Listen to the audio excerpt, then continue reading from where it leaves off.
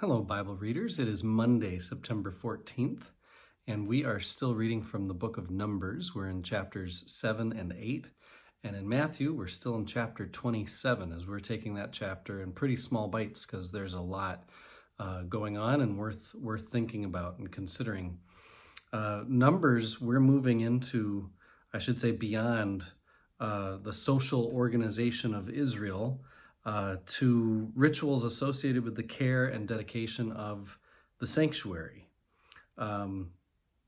We're progressing from rituals of dedication outside the tabernacle to divine instructions that are happening inside the tabernacle. And as we get into the importance of worship, and the cultic, cult has a bad pejorative meaning as we usually use it, but cultic worship, it's what a group of people do together in worship of their God. And so just taken from that very academic understanding of that word, worship as laid out here in Numbers can inform how a Christian could think of worship and what the place of, we call it the liturgy. What is the place of the liturgy? The pieces of worship that many find monotonous or repetitive, perhaps not sincere or maybe even relevant.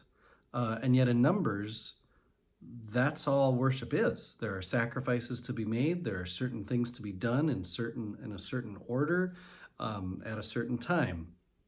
And yet Christian worship has moved from being liturgical to really having more of a focus on music and preaching.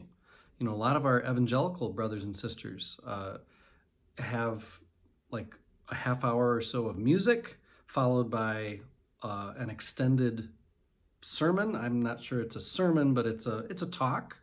And for a lot of Christians now, that's what worship looks like. And yet worship as rooted in the Jewish tradition includes all these pieces that are not preaching, but are liturgical worship. The work of the people, that's what liturgy means, the work of the people. I'm just going to read this portion from my commentary. The priestly writers remind us in Numbers 7 and 8 that worship rests on liturgical drama and sacrifice. The work of worship has its own rhythm and transformation indicated by the order of sacrifices. The burnt offering followed as an invocation to God, signaling God's readiness to respond to the worshipers. The offering of well-being culminated the process. It was a sacred meal shared by priests and worshipers in the presence of God. We approach God, Christians do, every Sunday with confession of sin, seeking divine pardon to purify us for worship. We offer prayers of invocation. The word of God is proclaimed. We share a sacred meal. Preaching is essential to Christian worship. It provides vision and motivation and inspiration for living. But preaching is not a sacrament. It loses its power to transform when it's detached from the larger sacramental drama of worship. Preaching clarifies the power of God in our lives, but it is our participation in sacraments that bring us into communion with God. Worship is one of our gifts to God that strengthens the holiness of our community. Being Lutheran, being a servant of word and sacrament, I agree. When you disattach the word, the preached word, from the sacraments, the word loses its power and becomes, like I said before, just kind of a talk. Anyway, that's all rooted. That idea that I just stated is rooted in Numbers. It's rooted in Old Testament understanding of who God is and how God works in the lives of God's people. I see I'm going to go a minute long again. Sorry. But as we look at Matthew chapter 27, these verses about Jesus' death, I just wanted to name that there are three scenes here: his death on the cross, the portents accompanying his death, and then the women as witnesses. The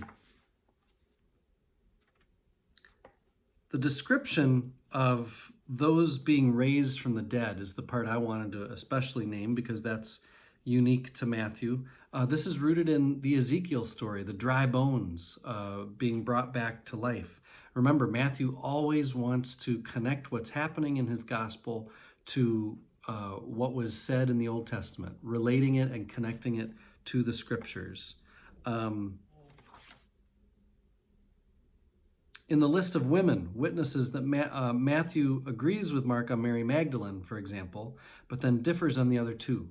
He says, Mary, the mother of James and Joseph, is that Jesus' own mother? And the mother of the sons of Zebedee. This is just a little, there's some little differences that Matthew will have from the other accounts. But more than anything, Matthew is all about the meaning of Jesus' death for his community. And that's two things. It takes place according to the scriptures, and it anticipates the general resurrection of all the righteous. Those are the two things that we want to take away from Matthew's story here. I am one with my God. My God is with us, all of us, at all times and in all places.